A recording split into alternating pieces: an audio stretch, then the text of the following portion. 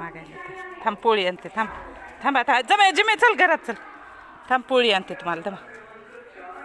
श्री स्वामी समर्थ. जीवनात आपण किती वेळा अपयशी ठरलो हे महत्त्वाचे नाही, आपला जन्म फक्त विजयासाठीच झालेला आहे. श्री स्वामी समर्थ. श्री गुरुदेव दत्त. चला, दुपारची वेळ आहे आणि जिम्मीला थोडंसं बाहेर नेऊन आणत होते, तर इथं खूप साऱ्या गायी आलेल्या होत्या आणि हे गायींचे छोटे छोटे पिल्ले आहेत. मी त्यांना आवाज दिला तर ते लगेचच पळत आले आणि ही गोल शिंगाची गाय एक आलेली आहे, काळी कपिली गाय आहे. त्यांना म्हणलं थांबा, मी तुम्हाला पोळी आणते खायला. आता घरात 2-3च पोळ्या होत्या, पण मी 2 पोळ्या आणले आणि त्यावर थोडीशी साखर टाकून आणली. गाईला आणून खाऊ घातली. 2-3 आणलेल्या होत्या, तिघी जणीला खाऊ घातल्या. आणि गाईला पोळी खाऊ घातलेलं खूप चांगलं असतं. याच्या मागे एक कथा आहे, खूप छान कथा आहे. तर मी तुम्हाला दुसऱ्या व्हिडिओमध्ये सांगते की गाईला पोळी खाऊ घातल्याने काय फायदा होतो ते. जर तुम्हाला खरंच जाणून घ्यायचं असेल तर नक्की कमेंट करून सांगा, नक्की मी तुम्हाला तो व्हिडिओ अपलोड करीन. चला, आजच्या दिव्यामध्ये छान असं गुलाबाचं फूल तयार झालेलं आहे. असा एकही दिवस जात नाही की दिव्यामध्ये स्वामी संकेत देत नाही. रोज रोज रोज रोजची पूजा देवाला अर्पण होते, स्वामींना अर्पण होते, रेणुका देवीला अर्पण होते, म्हणजे ते स्वीकारतात. आपली पूजा त्यांच्यापर्यंत जाऊन पोचते. आता मी तुम्हाला डायरेक्ट संध्याकाळी भेटत आहे. तर संध्याकाळच्या वेळेचा स्वयंपाक करायचा होता.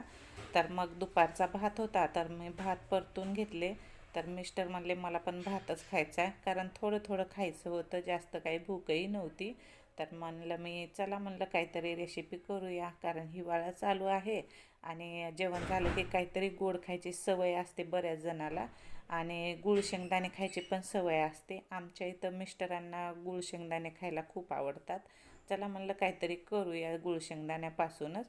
पण व्हिडिओ शेवटपर्यंत पहा, स्किप थोडाही करू नका. खूप पौष्टिक अशी रेसिपी करणार आहे मी. तेवढ्यात मी त्यांना भात दिला परतून आणि मग त्यांना पण ताट वाढून दिलं. आता मी चमचा ठेवला आणि त्यांना नेऊन दिलं आणि लगेचच लागले माझ्या कामाला. तर कढई ठेवली गॅसवर, त्यामध्ये 1 चमचा तूप घातलं आणि 1 वाटीच्या जवळपास गूळ घातलेला आहे. तर इकडं मी शेंगदाणे अगोदर छान खरपूस भाजून घेतलेले होते आणि 2 ते 3 चमचे तीळ पण भाजून घेतलेले आहेत. तीळ आणि शेंगदाणे खूप छान असे खमंग भाजून घ्यायचे आहेत. आता इकडं पाक करून घ्यायचा आहे गुळाचा. गूळ छान विरघळून घ्यायचा आहे बघा. तर गूळ आता चाचणी झाली का नाही हे कसं पाहायचं, तर एका वाटीमध्ये पाणी घ्यायचं आणि त्यामध्ये टाकायचं. जेव्हा असा चिकट चिकट लागतो ना, ओढल्या जातो, ताणल्या जातो, तेव्हा ते परफेक्ट झालेली नाही. आणि ज्यावेळेस असं तोडून बघायचं, पाण्यात टाकायचं, ती गोळी अशी तोडून बघायची, तोडली कुटकुन आवाज आला की समजायचं हे परफेक्ट पाक झालेलं आहे. तर एकदा बघितलं करून तर झालेला नव्हता, तर मग मी परत करायला घेतले आणि आता एकदम परफेक्ट झालेला आहे. आता इकडे 1 वाटी शेंगदाणे आणि 2 ते 3 चमचे तीळ छान खरपूस भाजून घेतलेले होते. शेंगदाण्याचे सालटे वगैरे काहीच काढले नाही, तसेच ठेवायचे सालटे. हे असंच खायला खूप छान लागतं. आणि त्या चाचणीमध्ये टाकल्याच्या नंतर 5 मिनटं असं परतीत राहायचं आहे. बघा, असं परतून घ्यायचं, म्हणजे कमी गॅस करायचा बरं का, करपू द्यायचं नाही. करपलं तर गुळाचा कडवटपणा लागतो, त्यामुळं अजिबात करपू द्यायचं नाही. तर आजची रेसिपी आहे, आज करीत आहे शेंगदाण्याचे पॉपकॉर्न.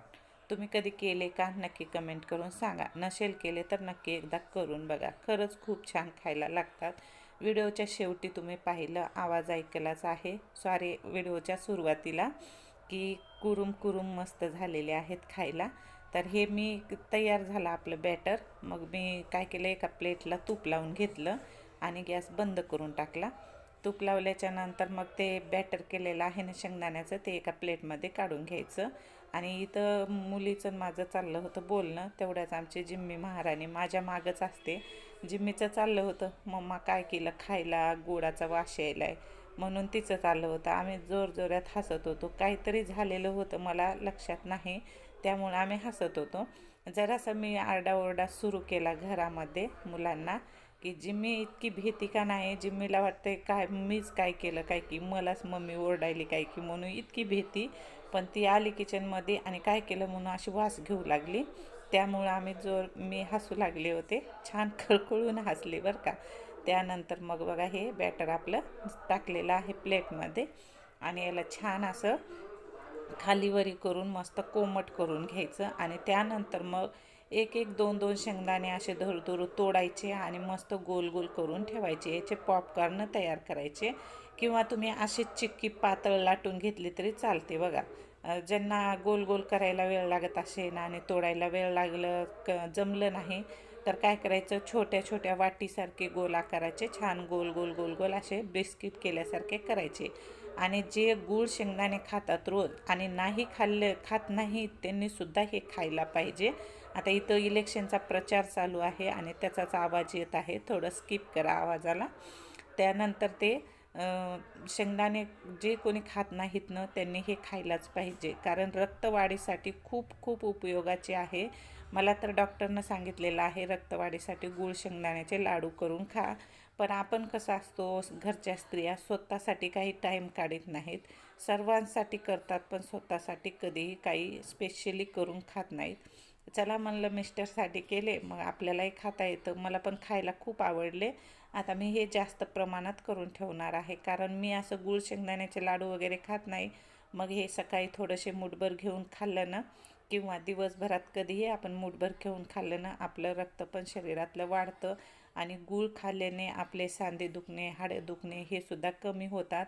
आणि शेंगदाण्यामध्ये खूप म्हणलं तर खूप भरपूर प्रमाणात प्रोटीन असतं. डॉक्टर सांगतात ना अंडे वगैरे खा, तर अंडे खाण्यापेक्षा अंड्यापेक्षा दुप्पट प्रमाणात शेंगदाण्यामध्ये प्रोटीन असतं आणि हे मुलांना खायला दिलीच पाहिजे. तर आजची रेसिपी तुम्हाला कशी वाटली नक्की कमेंट करून सांगा. आजचा छोटासा ब्लॉग कसा वाटला नक्की सांगा. आणि आपल्या चॅनलवरती नवीन असाल तर नक्की चॅनलला सबस्क्राईब करा, व्हिडिओला लाईक करा आणि आवडल्यास नक्की शेअर करा. आणि हे तीळ शेंगदाण्याचे पॉपकॉर्न नक्की करून बघा, खरंच खूप टेस्टी लागतात बरं का. खूप तुम्ही केल्यानंतर कमेंट करून सांगा. चला तर मग भेटूया पुन्हा. तुम्हाला कसे व्हिडिओ आवडतात हे पण सांगा. श्री स्वामी समर्थ.